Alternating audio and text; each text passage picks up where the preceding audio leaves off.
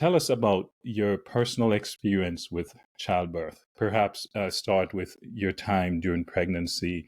Were you excited about becoming a mother? So I was excited, but I was also nervous. This was Mm, my first child, so I think any new mother, you're embarking upon something that you've seen, you've heard, but you've never experienced, yeah. and so it's a mixed bag of emotions. I started off, once I learned I was pregnant, it was really important for me to identify a Black OBGYN. I had Mm, heard from other friends just how transformative that experience was to have someone who they felt like understood them, saw them as a real person. And so I went on my journey to discover Dr. Millicent Comrie, who at the time was an OBGYN in Brooklyn, New York. And from the very beginning, I knew I was in good hands. She immediately gave me her cell phone number. She made it very clear that there was no question that was silly, there was no question that was too small, and that my comfort and my experiences during pregnancy were all going to be validated and normalized.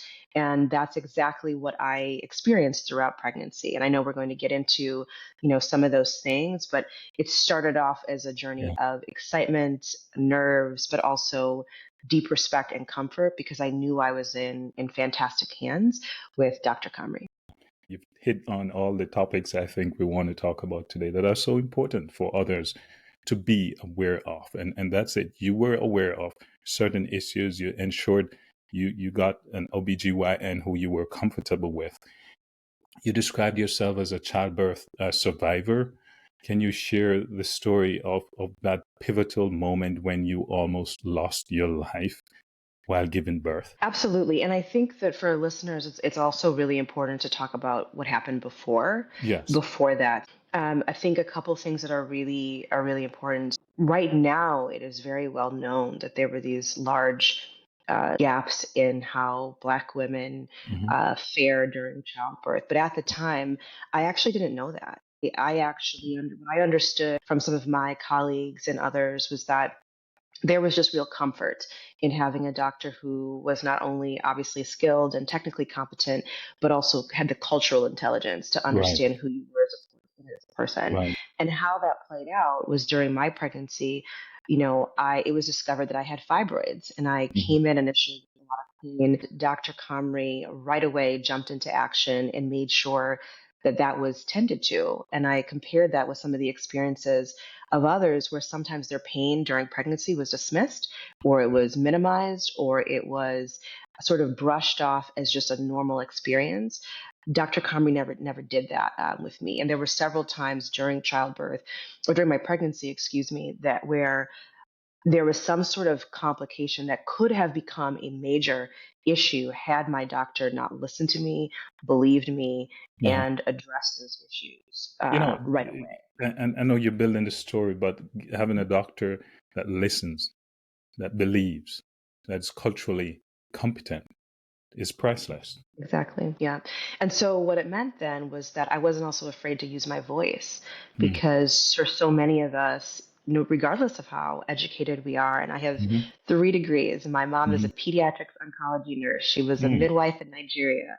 I am the oldest of 6 children. I am not a stranger to childbirth, but even still, when you are in one of the most vulnerable positions that a woman could be in, which is during childbirth, it is difficult to advocate vehemently because Right, you're exhausted, right? And right. so for me, what ultimately transpired was that, in the moment of childbirth, everything had moved.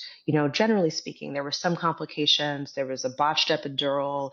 Mm. Again, Dr. Comrie came in and made sure that the resident that was responsible for Mm. that understood the mistake that had been made.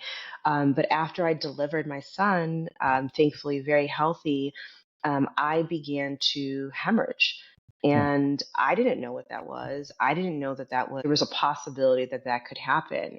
Ultimately, there was a moment where there was there was just so much blood, essentially, Yeah. that my husband went out and said, "Look, there's something going on with my wife." Doctors and nurses had already stepped outside of the room, trying to give us privacy, and he was immediately listened to.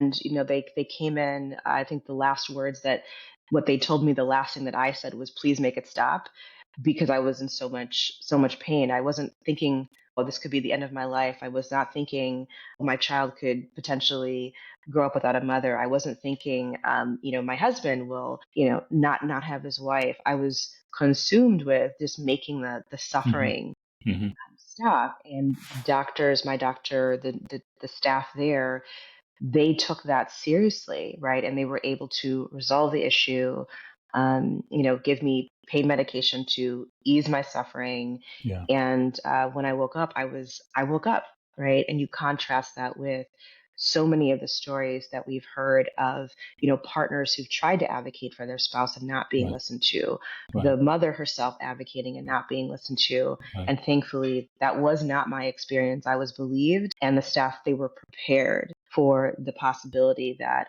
things might not go as You know, according to. Thanks for listening to Cultivating Health Equity Stories. Remember, our mission is to amplify voices, challenge norms, and inspire change. Go to cultivatehealthequity.com, sign up on our email list, subscribe for future episodes, and find the resources mentioned in the show notes. Until next time.